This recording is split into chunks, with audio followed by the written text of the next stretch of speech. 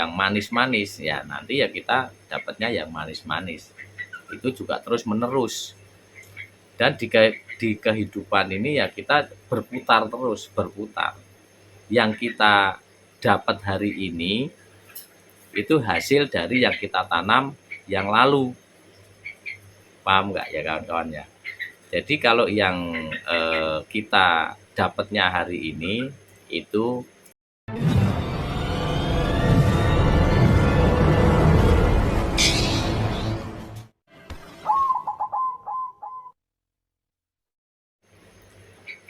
Assalamualaikum warahmatullahi wabarakatuh.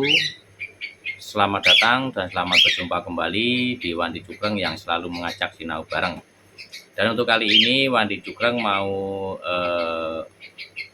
membahas tentang nasib ya, nasib. Jadi mari kita bersama-sama bagaimana kita merubah nasib biar lebih baik. Jadi gini untuk kawan-kawan, untuk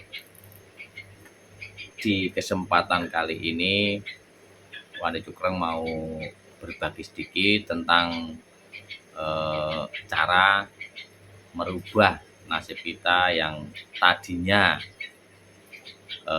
kurang baik menjadi baik. Dan ada yang bertanya, mungkin ada yang bertanya, emang nasib kamu baik? Memang nasib kita itu hanya kita yang bisa merasakan. Orang lain itu hanya memandang, hanya orang bilang itu kalau orang Jawa bilang itu hanya wang sinawang, bagaimana kita memandangnya. Nah kan begitu. Jadi yang bisa merasakan nasib kita berubah atau tidaknya itu ya kita sendiri. Orang lain hanya memandangnya atau melihatnya.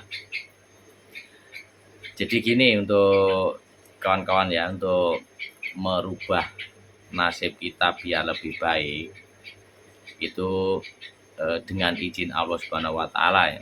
Dari saya izin Allah Subhanahu wa taala. Jadi kita itu apa yang kita jalankan itu didasari dengan tulus ikhlas, sabar dan bersyukur. Nah, itu kuncinya di situ.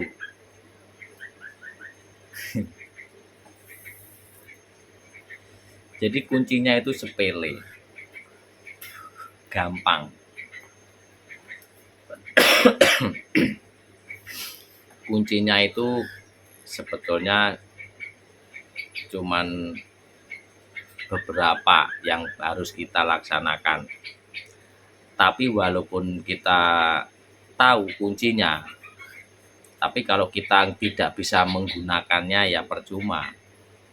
Contohnya, kalau kunci kita menuju sukses atau menuju nasib lebih baik, itu kan kuncinya harus apa yang kita lakukan, apa yang kita kerjakan itu didasari dengan tulus ikhlas, dengan sabar, dan dengan dengan tekun atau jangan mengeluh. Nah itu kembali lagi ke namanya ikhlas tadi. Jadi kita mengerjakan sesuatu, entah itu di pekerjaan ataukah di mana tempat lah kita mengerjakan sesuatu atau yang kita memberi orang atau bersedekah ataukah yang mana itu harus didasari dengan ikhlas. Nah, ikhlas, kita belajar ikhlas. Belajar ikhlas itu belum tentu semuanya bisa melaksanakan. Karena apa? Karena yang namanya ikhlas itu enggak hanya di mulut saja. Kita bisa, wah saya sudah ngasih nih, saya mau ngasih, saya sudah ikhlas, benar-benar ikhlas di mulut, karena biar pemberian kita itu diterima, tapi dalam hatinya ini masih ada rasa sayang mau ngasihnya. Tapi sayang ini karena apa? Biasanya karena mengharap sesuatu. Ya, mengharap sesuatu yang bagaimana? Mengharap sesuatu imbal balik yang tadi kita kasihkan. Nah, itu berarti kan otomatis belum ikhlas. Memang untuk belajar namanya ikhlas itu memang sulit. Gampang-gampang sulit. Dibilangnya gampang ya bagi yang bisa tahu menerapkan, dan untuk sulit ya sulit bagi yang memang punya dasar mengharap, itu tadi mengharap. Nah, jadi yang dinamakan ikhlas itu ya memang harus kita benar-benar dari hatinya ini memang benar-benar tulus mau membantu, entah itu membantu sesama manusia atau hewan atau tumbuhan, itu semuanya yang kita lakukan itu benar-benar ikhlas dari hati dan tidak mengharap sesuatu. Nanti Allah Subhanahu wa taala pasti memberikan hadiahnya dengan setara dengan apa yang kita lakukan. Tapi bukan lakukan dengan tangan ya, tapi dengan hati. Karena tangan ini hanya perantara, ikhtiar kitanya memberi. Tapi yang untuk utamanya itu di hatinya benar atau enggak ngasihnya. Nah, kalau sudah hatinya benar ngasih, itu nanti kan yang namanya ikhlas terus timbul yang namanya syukur. Nah, rasa bersyukur dalam hal apa? Bersyukur dalam hal kita sudah memberi. Wah, saya sudah memberi dengan tulus hati, tulus ikhlas, langsung punya rasa syukur. Wah, saya bersyukur memberi, sudah bisa memberi sesama yang membutuhkan. Nah, itu tuh bisa nggak dimengerti ya. Jadi untuk memberikannya itu kita harus benar-benar ikhlas dan rasa bersyukur karena kita sudah bisa memberikan. Nah, terus kalau sudah itu kita harus bisa mengendalikan yang namanya keluh kesah atau mengeluh. Bahasanya apa mengeluh? Jadi apa-apa wah aduh, nah kan gitu. Jadi kita selalu mengeluh. Itu sebetulnya itu nggak baik. Itu berakibat tidak apa ya.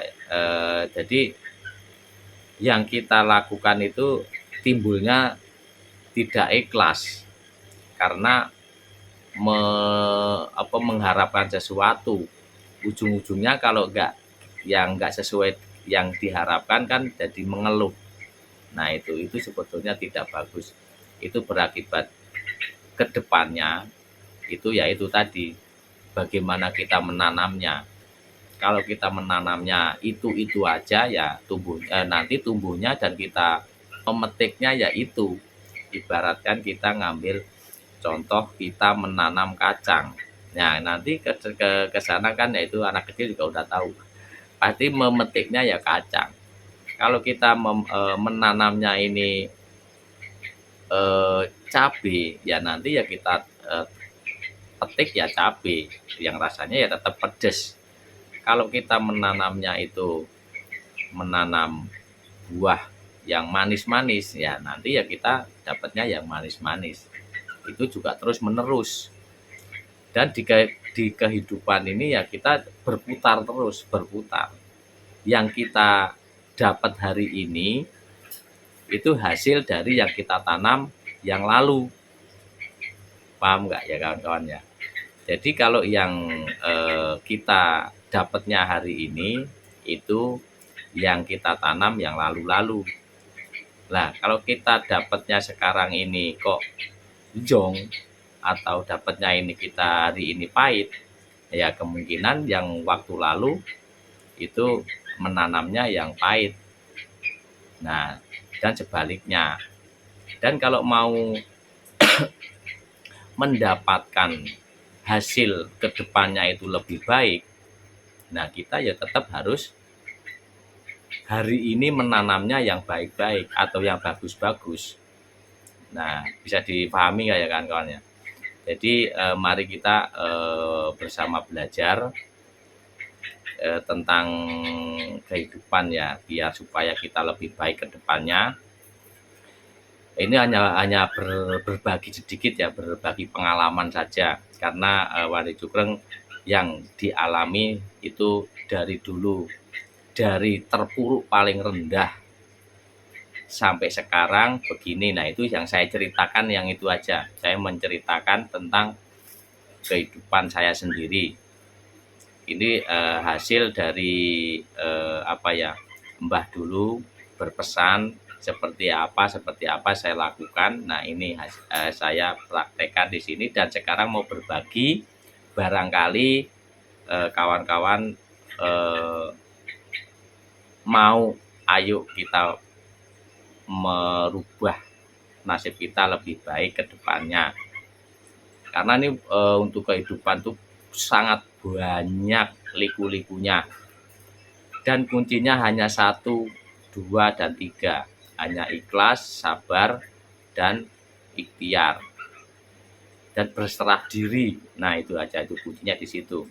Dan semuanya itu tetap ada pengolahannya, harus diolah. Olahannya di mana? Ya di sini, di hati.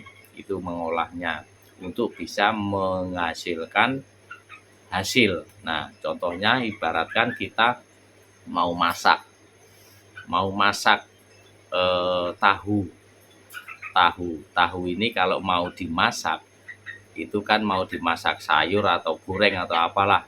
Nah, itu masaknya di sini, diolah. Nanti mau dimasak apa, kalau tergantung dari kita ngolahnya di sini, tergantung dari kita ngolahnya. Kalau ngolahnya ini, tahu ini diolah, di hatinya ini diolah, disambil celengak-celengek, celongak-celongok, nggak fokus, atau kita sambil mikir ini itu. Nah, nanti kan otomatis yang diolah ini menjadi gosong.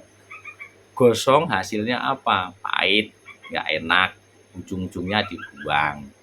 Nah, kecuali kalau sebaliknya, kalau kita tahu ini diolah di sininya dengan olahan bumbu enak, terus diolah dengan kasih sayang, ikhlas, dengan senang hati, dengan gembira. Nah, nanti hasilnya tetap gurih, enak. Orang lain pun bisa menikmatin itu enak. Nah, itu kurang lebihnya begitu, kawan-kawan. Jadi bagaimana untuk mengolahnya.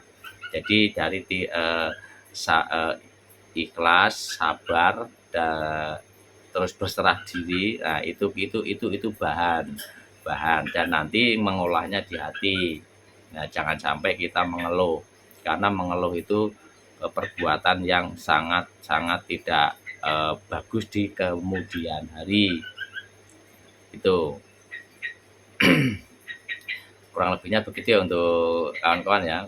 Jadi ini untuk Pak juga hanya berbagi sedikit. Mari kita setidaknya merubah sedikit, pelan-pelan belajar tentang kehidupan supaya tidak banyak yang mengeluh. Karena di sekeliling ini Wandi Jugreng ya, karena apa ya, karena berbagi ini, karena di sekeliling Wandi Jugreng pun banyak yang mengalami begitu. Kan orang juga banyak yang mau menerima, dan mau ada banyak yang tidak mau menerima.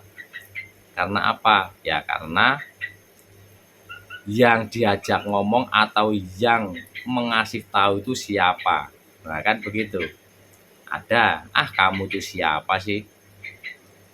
Ustadz bukan, kiai bukan, ini bukan, itu bukan, sok tahu. Nah, itu sebetulnya jangan sampai ada pemikiran seperti itu. Kalau mau hidup kita itu lebih baik, pemikiran-pemikiran memandang orang sebelah mata itu sangat sangat buruk kalau menurut saya, Mas, kurang bagus. Nah, lebihnya begitu ya untuk kawan-kawan. Ini hanya berdasarkan dari Mbah dulu kalau ngasih ngasih wejangan ke saya waktu itu begitu. Jadi kalau memandang orang itu jangan dari sebelah mata. Yang kamu lihat rendah itu belum tentu sama yang kamu lihat. Kemungkinannya bisa yang kamu lihat itu lebih tinggi, lebih tahu tentang hal yang kamu yang tidak tahu, kan begitu. Kurang lebihnya begitu ya kawan-kawan. Yang kamu lihat pandang itu tinggi, bisa di istilahnya bisa diugemi atau apa ya, tapi belum tentu itu bisa merubah nasib, karena yaitu tadi kembali lagi yang bisa merubah nasib itu hanya diri sendiri. Orang lain yang tahu itu hanya menuntun atau berbagi supaya tidak terjerumus atau gimana. Karena untuk Wandi Jubreng ini karena memang yang disampaikan memang sudah dijalankan, jadi tidak cuma hanya ngomong doang dan hasilnya pun ada. Itu untuk kawan-kawan ya, mudah-mudahan dimengerti. Baik kawan-kawan, mudah-mudahan bermanfaat. Kalau ada kata-kata kurang berkenan di hati, saya mohon maaf. Kalau ada mau berserang kritik, silahkan tulis di kolom komentar. Dan saya akhiri, Assalamualaikum warahmatullahi wabarakatuh.